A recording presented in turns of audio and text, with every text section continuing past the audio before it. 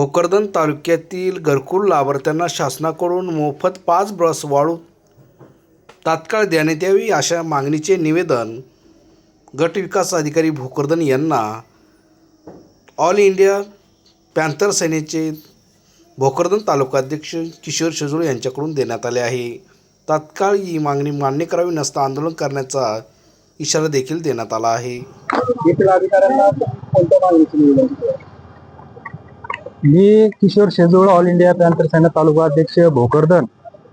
माझी जे आज गट विकास अधिकारी साहेब यांना निवेदन दिलं, ते निवेदन असं होतं की प्रधानमंत्री आवास योजना, रमाई घरकुल आवास योजना व इतर मागास प्रवर्गातील लोकांना जे घरकुल मिळतात त्या घरकुल धारकांना 5 ब्रश मोफत वाळू देण्यात यावी यासाठी आम्ही या ठिकाणी निवेदन दिलेलं आहे।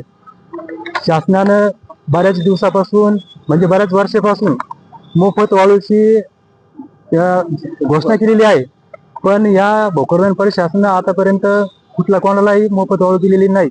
म्हणून आम्ही ऑल इंडिया पॅन्थर सेनेच्या वतीनं बीडीओ साहेबांना, तहसीलदार साहेबांना निवेदन दिलं की भोकरदन तालुक्यामध्ये जेवढे घरकुल चालू आहेत त्या घरकुलाची यादी तुम्ही तहसीलदार साहेबांना द्या आणि मोफत वाळू त्या घरकुल लाभार्थ्यांना द्या, मोफत मिळून देण्यात यावी अशी आमची मागणी आहे।